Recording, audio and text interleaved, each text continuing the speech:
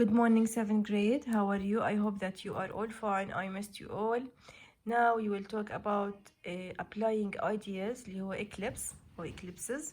Okay, page 162. Now, as we said before, we can only see objects if they reflect light or emit light. And we said also that if the light gets blocked, we can't see the object. We will view a dark area, and this area represented by, as we said before, shadow. Now, let's see this setup and remember what we know about it. We know that moon goes around the earth, and we know that earth rotate around its axis and earth rotate around the sun. Again, moon rotates around the earth, the sun rotates around its axis, and it rotates around the sun. In certain point, we will have this setup: sun, moon, earth. They are all aligned. They are all aligned at certain point. Now, the sun is the source of light, and you know that it emits rays. And the moon is an opaque object, and we know that opaque objects will block light. Now, if we take ray, as we did before, like in the pinhole camera, if we take a ray down from here and take it up to the earth, and another ray here, we will be able to see how these areas of the earth all will have sunlight. But if the moon is here, parts, in general, without this part, this whole part should have sunlight, should have daytime. Okay?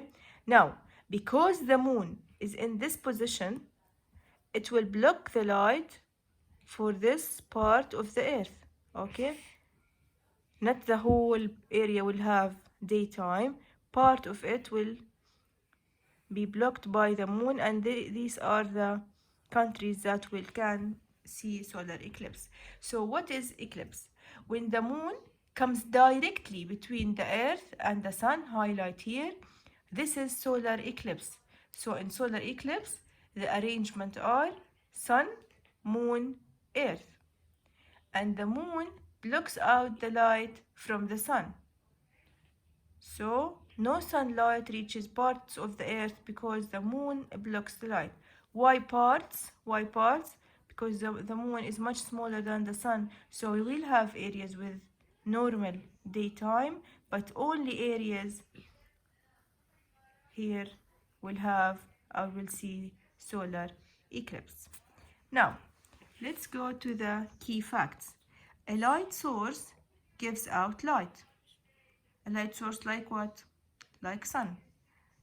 When we see things, because light travels from light source to our eyes, or from light source to the object and then reflected to our eyes. And tomorrow we'll be talking about reflection. What is reflection? Light travels in a straight line, and that's why these rays can't go around the moon. They go in straight line, so they will be blocked by the moon. Okay,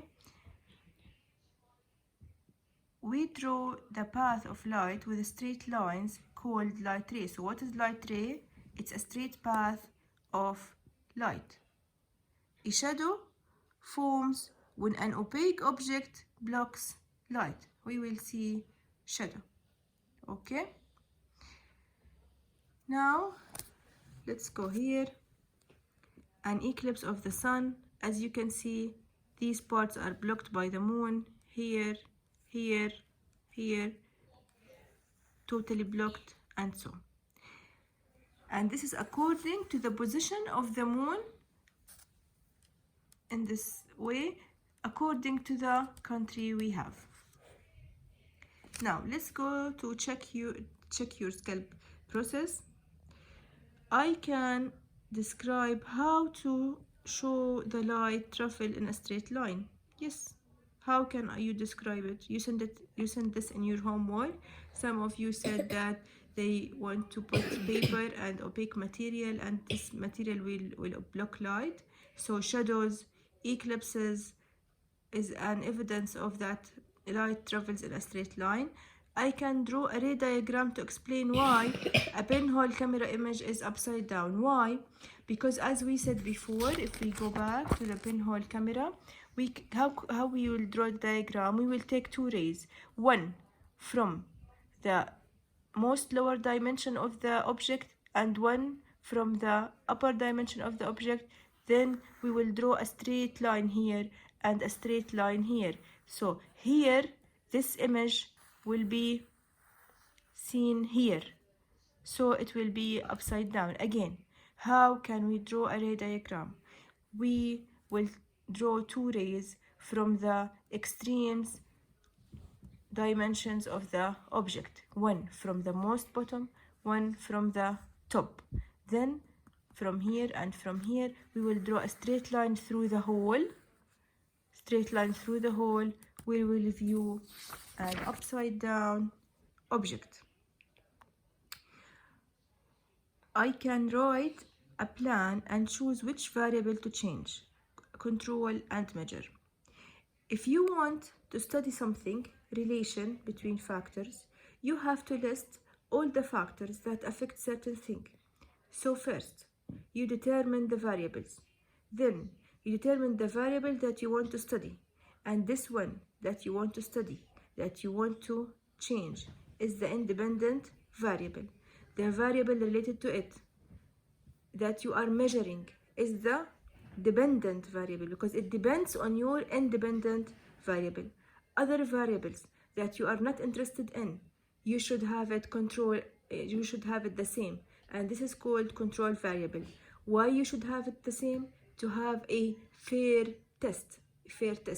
Now, if I want to compare two students together, I want to compare the performance of student A and student B, and I gave student A an exam with 10 questions, 10 easy questions, and student B exam with hard 20 questions. Student B will say this is not fair because not all the situations are the same.